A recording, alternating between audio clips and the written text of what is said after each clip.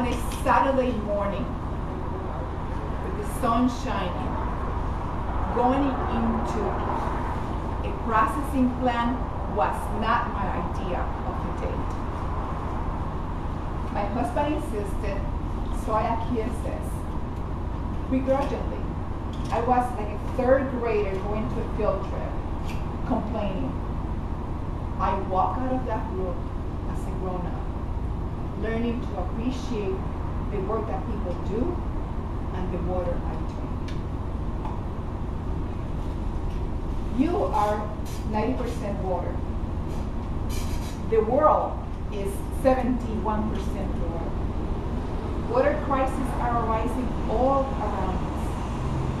And in Evanston, where I live, we are privileged to have the Lake Michigan and a water filtration processing plant that is capable of processing 108 million gallons per day, enough to fulfill the needs of 150,000 citizens for the next 65,000 years without one more water of rain.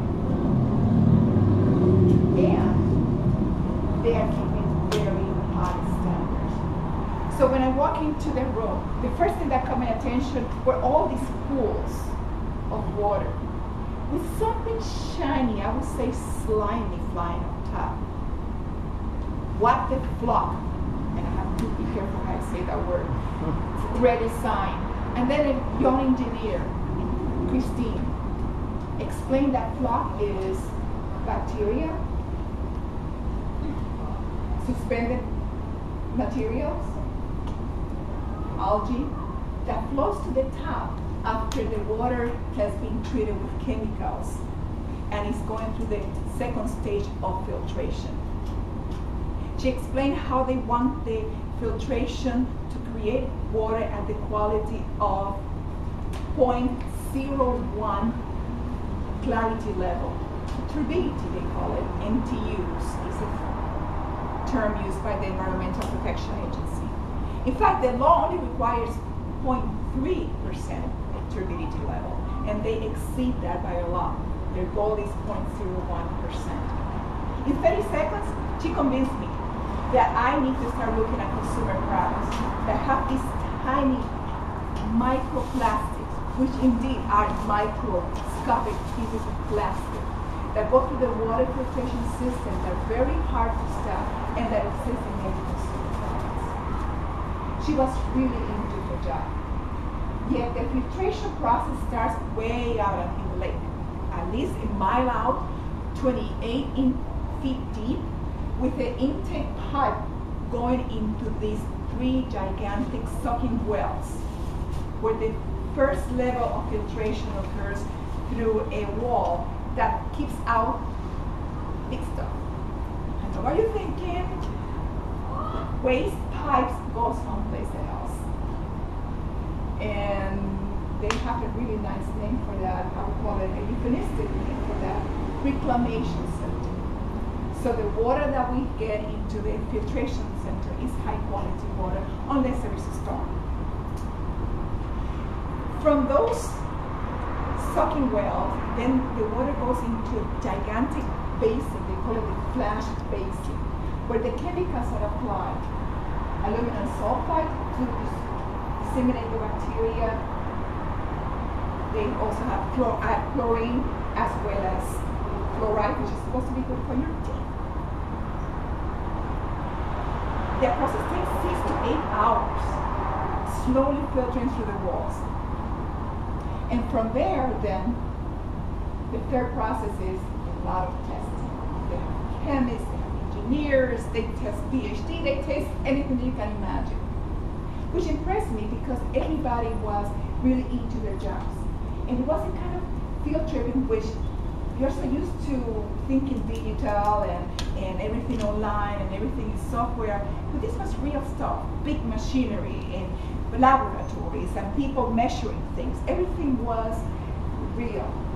And they used the computer only as supported tools, but what mattered was their expertise, gathered through 100 years of experience and labor. The last stage was the filtration system through walls of 17 inches of sand and 24 inches of carbon acid pipes, because those are the highest filtering substances that exist.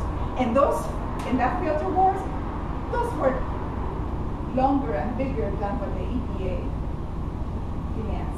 So these people, Kevin, who was the supervisor of the area, he was very proud of showing us all these details. And when you look into a peeking hole in the middle, you see at least 10 feet deep, and you see total clear water, perfect clear water. It makes you think back and appreciate the work that they did. But what impressed me the most, you know what it was? Their ingenuity. They had custom built parts, replacement parts, for some of these cranking all valves in equipment and in machinery that they no longer exist parts for, and that are very difficult to change. And that saves taxpayers hundreds of thousands of dollars. Then they created a highly innovative portable water, what I call a cart, that they can wheel into the beaches, to community fairs, and we all have fresh water. This trip actually changed me. When I got home, I threw away my beach scrubbing product to the garbage because indeed it had microplastics. When I went to the art fairs, I didn't buy bottled water. I actually drank from the portable dispensers of water, fresh from the process. And the next time I have to buy a water heater, I'm going to look for a label called Water Sense, similar to the Energy Star, that you can use for appliances. It made me appreciate the work that people do on behalf of all of us citizens, and it helped me be more aware of the importance of water and how privileged we are to have fresh, safe water. Wouldn't you agree? Thank you.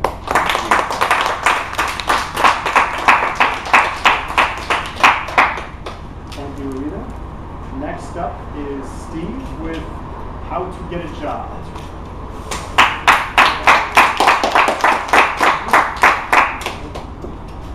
All right, so first off, I got a question for you guys. Who has ever thrown their resume out onto CareerBuilder or Monster.com to try to find a job? Can I ask you guys, how well did that really work? Just sending it out onto that website, was that able to kind of get you over that hump to actually get that job? How many people actually got an interview from sending out just one of those resumes? How many of you had to send out, let's say, 50 to 100 resumes before you were able to get an interview?